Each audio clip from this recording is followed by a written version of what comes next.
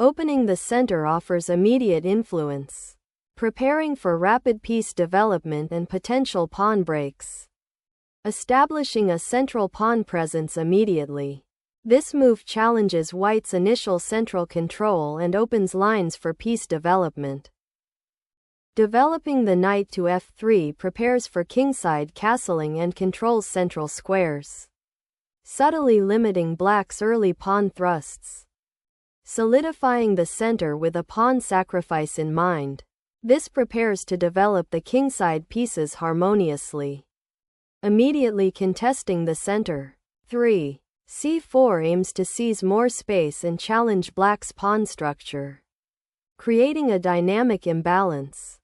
Accepting the pawn temporarily opens lines, but be ready for white's central pressure.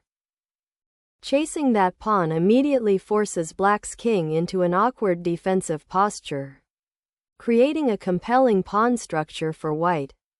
Shielding the c4 pawn and preparing development. This knight strategically positions itself for future skirmishes. Asserting central dominion. This pawn advance seeks to control vital squares and build a strong pawn structure for future development. Challenging the queen's influence and opening a diagonal for the bishop. This pawn advance sacrifices pawn structure for dynamic counterplay. Securing the bishop on a prime diagonal. This piece exchange offers a positional advantage, aiming to exploit black's slightly cramped queenside development. Liberating the d-pawn creates an immediate central pawn dynamic, opening lines and posing questions about piece development. Black boldly challenges the queen's influence, prioritizing activity and aiming to disrupt white's harmonious setup. This aggressive exchange, while seemingly simple, injects tactical complexity and forces white to react defensively, potentially sacrificing positional advantages for material.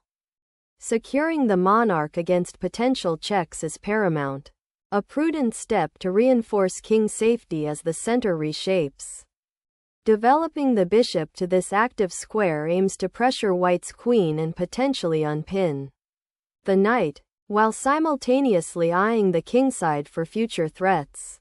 It's a dynamic assertion, hoping to disrupt white's harmonious development and create immediate counterplay.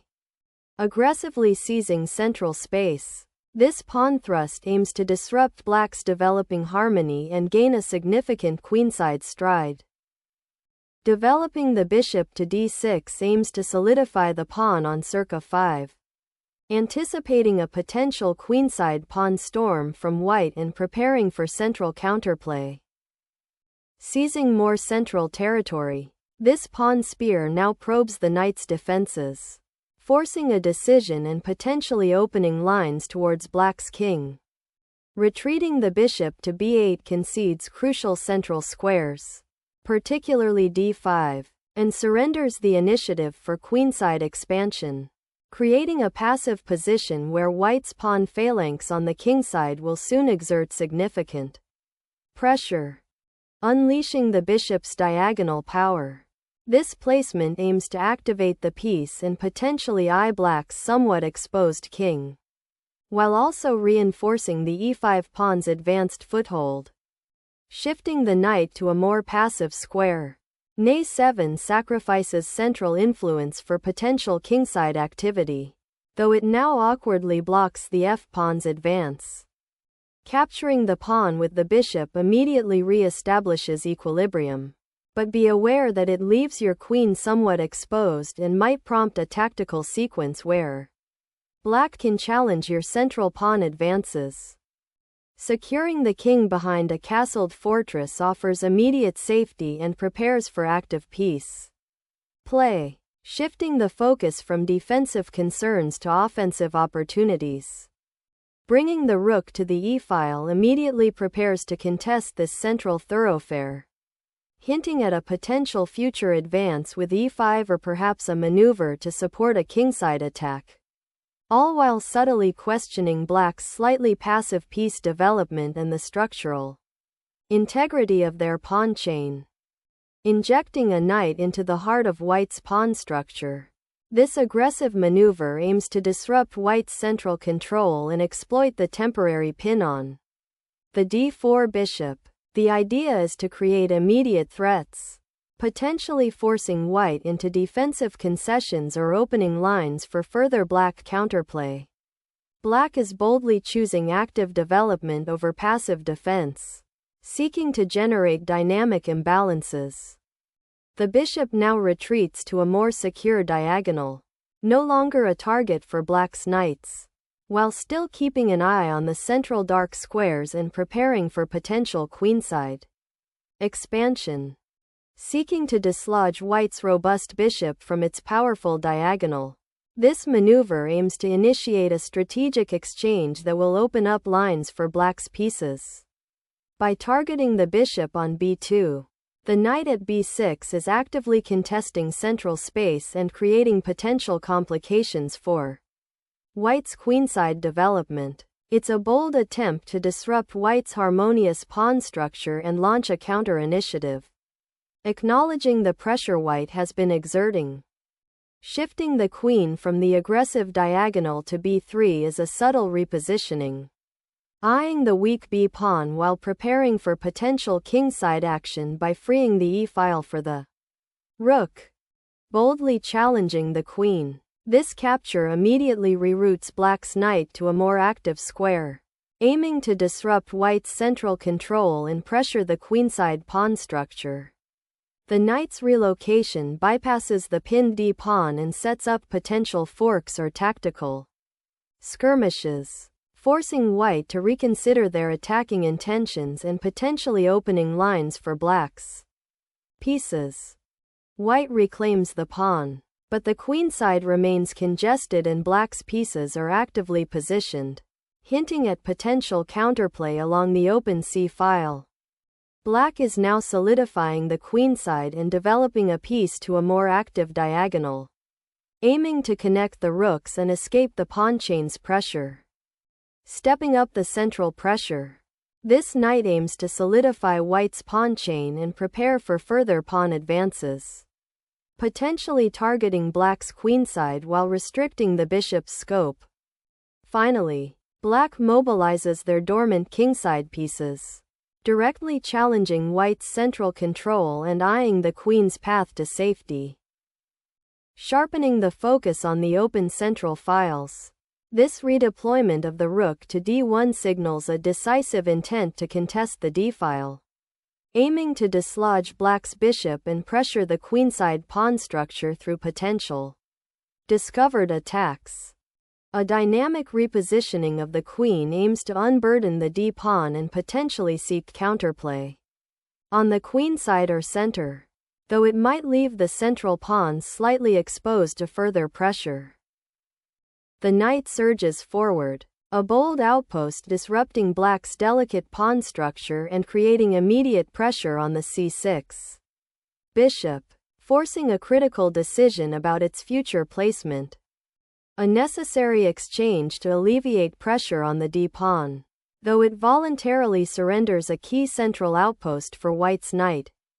Unleashing the rook now allows white to actively contest the crucial central files, a necessary step to overcome black's tightly packed pawn structure and to potentially exploit any weaknesses that emerge.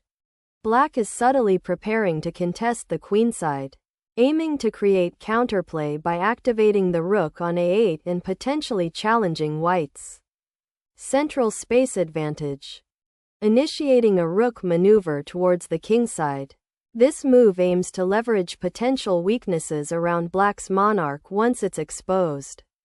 The rook's presence on the g-file creates immediate pressure, anticipating future pawn pushes or sacrifices that could open lines. It's a proactive approach, seeking to disrupt black's developing rhythm and force a defensive posture, rather than passively waiting for opportunities. The underlying strategy involves generating threats and creating a more dynamic battlefield. Black's bishop finds a safer haven on the long diagonal, preparing to support an eventual advance on the queenside and perhaps eyeing the d4 pawn.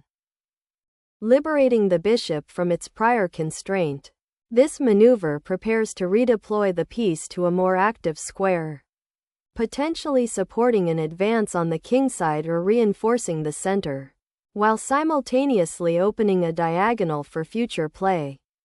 Challenging the central pawn chain with the f-pawn creates immediate tension and demands a response, potentially opening lines for your own pieces. Unlocking the f-file with this pawn thrust creates a dynamic diagonal for the queen and opens immediate pressure on black's kingside. Unleashing the queen to reclaim the pawn instantly activates black's most powerful piece, repositioning it to a more central and aggressive square, ready to participate in the nascent skirmishes developing around white's king. Unleashing a dynamic rook swing, white ignites a crucial open file for immediate impact, aiming to exploit the exposed nature of black's monarch and pressure the queenside pawn structure. The queen's repositioning to g6 introduces immediate pressure on white's advanced e-pawn and potentially opens lines towards the kingside should white commit to further pawn pushes. A brilliant sacrifice clears the path to a swift mating attack, exploiting the exposed dark squares around black's king. Accepting the sacrifice solidifies white's initiative, forcing black's king out of its shell. The queen's relocation now sharpens the pressure on the kingside, creating a critical tension as white aims to exploit the exposed black monarch in the ensuing tactical melee. Re-establishing the central pawn structure with the rook anchors black's position, eyeing the now open f-file and preparing to contest control of the vital central squares.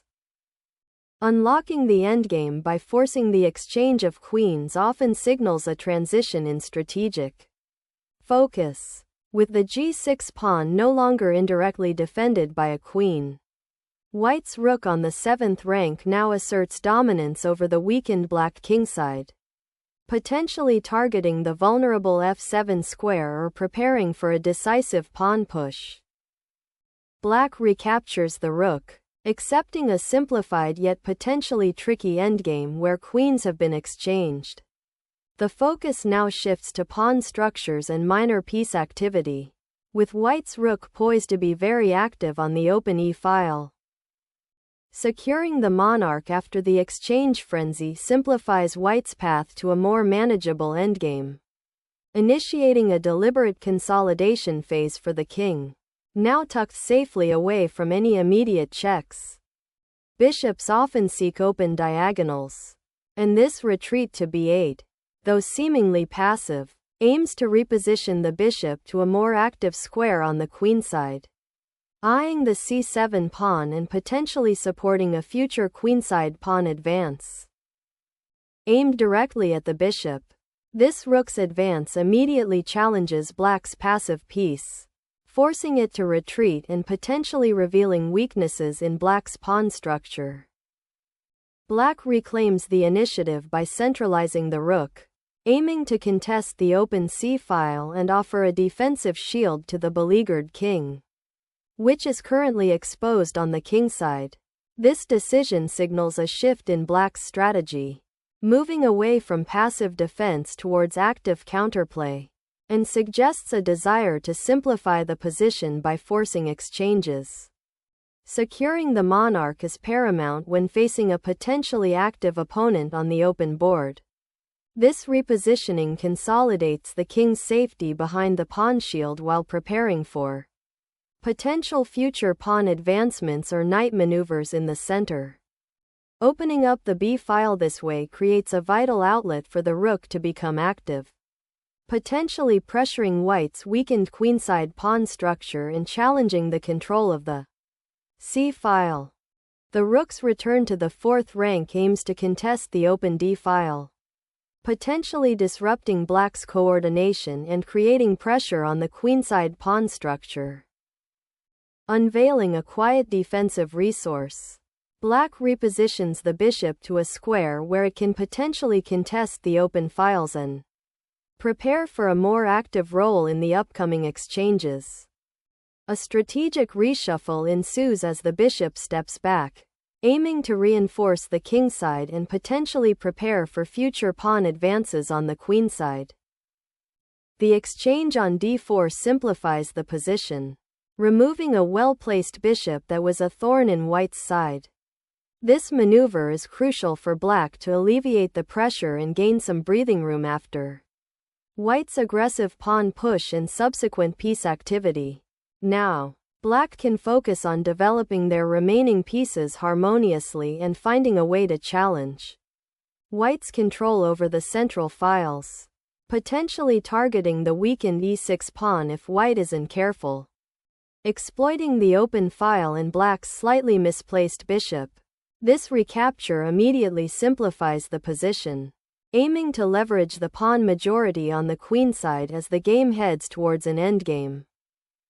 Reclaiming the d-file is paramount now, as the rook finally re-engages the open central highway, aiming to pressure white's isolated queen's bishop and potentially disrupt the pawn structure on the queenside, offering a glimmer of counterplay in a position that has been largely dominated by white's central control.